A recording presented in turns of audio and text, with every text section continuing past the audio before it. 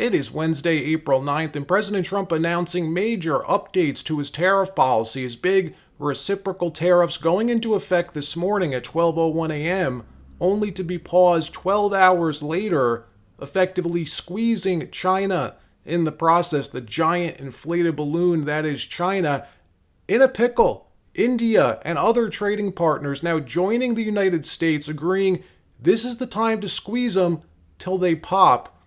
Also, Adam Schiff getting roasted last night. President Trump unleashing on Shifty Schiff at the Republican Congressional Committee dinner yesterday evening. We're going to show you that and more stories as well from around the country. But before we get started, thank you for liking and sharing these videos. It really helps out the channel. And consider subscribing so you don't miss these regular updates. Yeah, please. Chuck Schumer and Nancy Pelosi, they've been talking about tariffs for decades. How far does China have to go? How much more repression? How big a trade deficit and loss of jobs for the American worker? It says to the Chinese that their unfair trade policies have got to end. It says to the Chinese, this is a shot across your bow. Reform, because if you don't, there are going to be dramatic consequences. How come when these Democrat elites want tariffs, everything's hunky-dory, but when President Trump wants tariffs, all hell breaks loose? Do you see this double standard? I love this guy. Whoever the hell that is. That's really nice. I appreciate that question. No, Chuck Schumer, Nancy Pelosi, everybody knew you had to do it, but they never had the guts to do it. It does take guts. It even takes guts for our country to go through it. That's why I say be cool. They were saying about, see, just be cool. It's going to work out. It's going to work out, and it's working out. I can tell you, working out maybe faster than I thought. But I said it's going to take a little conditioning. It's a transition to. It's really, I think it's a transition to greatness. It's going to be greatness.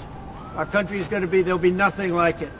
And people investing in our country, they're going to do better than they've ever done before. So President Trump's reciprocal tariffs going into effect this morning at 12:01 a.m., resetting the global marketplace, putting huge pressure on China and other countries. 104% across the board tariffs now levied against China as of this morning. Then moments ago, Trump raising the tariffs on China to 125% after the Chinese retaliated, goading them into retaliating again. We're going to get into this, the details about this in a minute. Vietnam was lifted to 46%, Taiwan 32%, Japan 24%, the EU 20% across the board, tariffs, and 70 plus other countries before pausing all of those reciprocal tariffs for 90 days. It turns out that rumor was true. As it stands now, Trump's 10% base tariff for the entire world is still in effect. That went live on April 5th, but the big ones, the reciprocal tariffs, now paused for 90 days. China's new effective rate, though, across the board, now stands at a whopping 125%, effectively icing them out of the American marketplace. Their largest consumer gone. Trump's Treasury Secretary explaining the strategy, what just happened here, how Trump effectively laid a trap for China, and they sprung it. They walked right into it. He goaded them, and they fell for it. Watch. This was driven by the president's strategy. He and I had a long talk on Sunday, and this was his strategy all along.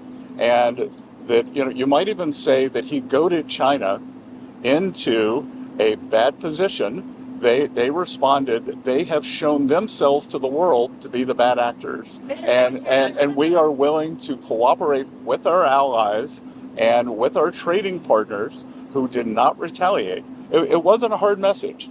Don't retaliate, things will turn out well. The Dow, S&P, and NASDAQ all ripping higher on the news of a 90-day pause. The Dow now up over 2,400 points on the day. Trump giving everyone notice about this, writing on Truth Social an hour before announcing this pause, saying this is a great time to buy. Donald John Trump signing it himself. When he does that, it means he wrote the post personally. Normally, a social media person writes them and Trump just approves it. If you bought when Trump said to, you'd be up now 10% in a matter of a few hours. And China, crashing. The one country who's really responsible for more destruction on a global scale around trade, around cheating and sucking jobs out of the rest of the world, hoarding these jobs for themselves. All of that ending today. America taking on China. Trump saying, if you don't settle up, if you don't stop manipulating your currency, stealing intellectual property, putting up these trade barriers, then you will have no one but yourselves left to trade with. No more ripping off the American worker. Trump doubling down on this message last night at the RCCD, the Republican Congressional Dinner, saying he is proud to be the president for the workers, not the outsourcers. The president who stands up for Main Street, not Wall Street, who protects the middle class, not the political class, and who defends America from trade cheaters all around the globe. Watch. I'm proud to be the president for the workers, not the outsourcers. The president who stands up for Main Street, not Wall Street, who protects the middle class, not the political class, and who defends America, not trade cheaters all over the globe. They're trade cheaters. They cheated on us. They cheated with tariffs on us. They stole our money. They stole our jobs. Something for years politicians on the Democratic side claimed they were doing, claimed they were defenders of, defending the workers. They claimed fighting for the middle class, but in reality, it was Bill Clinton who signed NAFTA. Democrats who fought like hell to keep NAFTA in place. Get this, between 1994 to 2010, the United States lost 5+ million manufacturing jobs. Factories all across this country closed, shuttered, in large part due to that single trade deal. Swelling the service and tech sectors, blue coastal towns flourish, but rural factory towns boarded up. The rich getting richer while everyone else just suffered, were left behind. Trump's Treasury Secretary, the man who's the mastermind behind a lot of this policy, these strategies that we're seeing, summed it up this morning. Roll the tape. For the last 4 decades, basically since I began my career in Wall Street has grown wealthier than ever before, and it can continue to grow and do well. But for the next 4 years, the Trump agenda is focused on Main Street. It's Main Street's turn. It's Main Street's turn to hire workers. It's Main Street's turn to drive investment. And it's Main Street's turn to restore the American dream. This is now officially a trade war, folks, between the two largest economic powers in the world. The game has started, and China's fighting for their lives. Realize this is their business model. If Trump succeeds at this, it means all of China's plans, their 50-year plan, their 100-year, 200-year plan that everyone talks about, out the window. Their entire economic model is based on being the largest exporter in the world. The largest beneficiary of the status quo has been China. The largest loser, though, in this new era will again be China. Already, their currency imploding, their treasury yields cratering. They're actively dumping U.S. treasuries, trying to pressure Trump, but it won't work. Now that Trump paused the reciprocal tariffs with our allies and our other trading partners, it means everyone will now be working together to take on China. Watch Scott Bessent this morning articulating this plan at the American Bankers Association. Watch this. I was out telling other countries, don't retaliate. And I think what a lot of people are missing here is that the levels that were put out last Wednesday are a ceiling.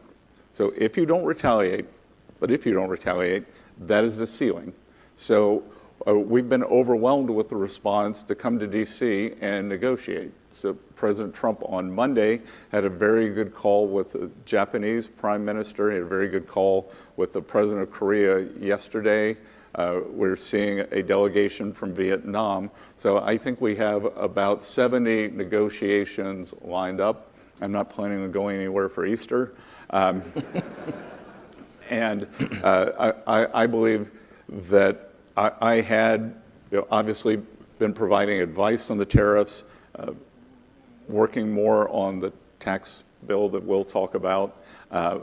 And now I'm going to take a lead negotiating role in a lot of the tariffs, starting with the Japanese delegation. But in terms of escalation, unfortunately, the biggest offender in the global trading system is China, and they're the only country who's escalated. And I can tell the rest of the world that I'm not sure whether it was the prime minister or the economic minister in Spain made some comments this morning, oh, well, maybe we should align ourselves more with China. That would be cutting your own throat, because I can tell you that these Chinese exports that the U.S. tariff wall is going to keep out, that China, for all of you who can remember that Disney movie of the brooms carrying the buckets of water, that is a Chinese business model. And keep in mind who this guy is. Scott Bessent knows what he's doing. He's a very smart guy. He played a pivotal role in the events leading to Black Wednesday. He was the real man who broke the Bank of England back in 1992. George Soros gets all the credit for that, but Bessent, our active Treasury Secretary, was the man behind the scenes who orchestrated it, all of it. Bessent was the one who found the exploit back then and executed it to net over $1 billion in crashing the pound back in 1992. Something that's happening again right now, but this time with China's yuan. And already they're winning allies in this China trade war. India taking Trump's side, agreeing China's trade manipulation must be stopped. Watch as India's Commerce Minister yesterday echoed Donald Trump almost verbatim. Watch this. The world accepted China as a member of the WTO.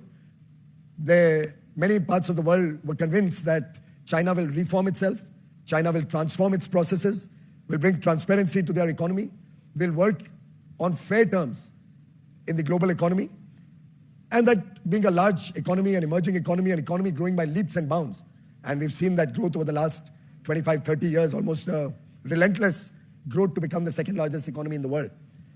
But what everybody closed their eyes to was that this growth was fueled by unfair trade practices. This growth happened at the cost of fair play. This growth had its foundation on every action which, in the rules of the game, would be considered improper.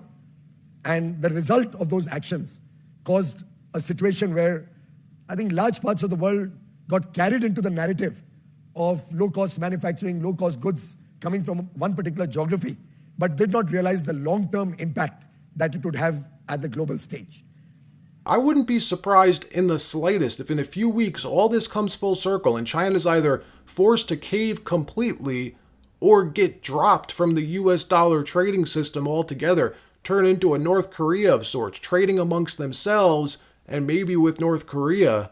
It's a huge downgrade, going from being the largest exporter in the world to just exporting to North Korea and amongst themselves. Huge downgrade. Meanwhile, down in Panama, the Trump administration putting China in their place again. Secretary of Defense Pete Hegseth traveling to the Panama Canal yesterday to deliver a message from Donald Trump to China's Xi Jinping. No more. Watch. I want to be very clear. China did not build this canal. China does not operate this canal. And China will not weaponize this canal. Together with Panama in the lead, we will keep the canal secure and available for all nations through the deterrent power of the strongest, most effective, and most lethal fighting force in the world. We will do this in partnership with Panama. Together, we will take back the Panama Canal from China's influence. And we will do this along with other capable, like-minded allies and partners. This is what peace through strength looks like. This morning, Hegseth will be signing on behalf of the United States a joint declaration with the Minister of Canal Affairs on the security and operation of the Panama Canal, icing China out yet again, allowing U.S. warships and auxiliary ships to sail first and free through the Panama Canal. In another story, Democrats and establishment Washington losing their minds over Trump's trade strategy. Democrats and the media using anything and everything to distract from the overall goal of Trump's tariff policy. Dems like Adam Schiff trying to invert reality this week by doing what they do best, lying to the American people, trying to gaslight us. Monday, Adam Schiff held this hearing outside of the normal Senate chamber to falsely claim Trump is, get this, establishing, Schiff says, a shadow government. Trump's establishing a shadow government and breaking the law. This is called projection, folks. Watch. Extraordinary step of convening this unprecedented hearing. We brought together both chambers of Congress, the Senate and the House, to conduct real oversight and to serve as a check and balance, to hold those who misuse power to account and to carry out our constitutional duty. Convening this hearing was not our first choice. We have tried to get our Republican colleagues to hold hearings, to do meaningful oversight, to assert Congress's authority as an independent branch of government. But to our great disappointment, our Republican colleagues have abdicated that important responsibility. They have stood by as the president has run roughshod over the legislative branch and turned Congress into little more than a rubber stamp.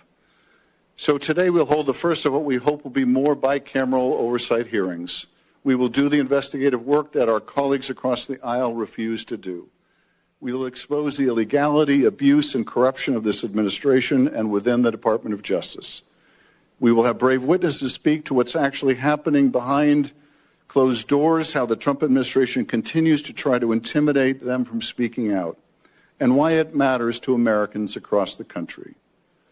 The Trump administration is following a well-worn playbook. History serves as a guide and as a warning.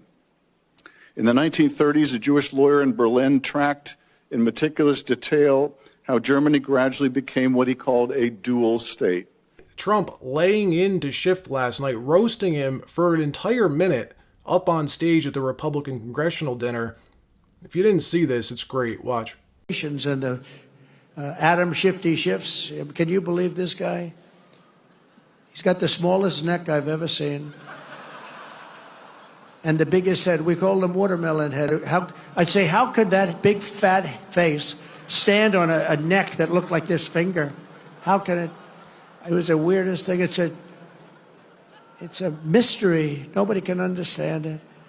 But he's one of the most dishonest human beings I've ever seen. And, you know, how we can allow people like that to run in office is a shame, but we did. He was in charge of the witch hunt. You know, he was in charge of the fake witch hunt with Russia. It was a made-up story. All right, that wraps up this episode. Like, subscribe. We'll see you next time.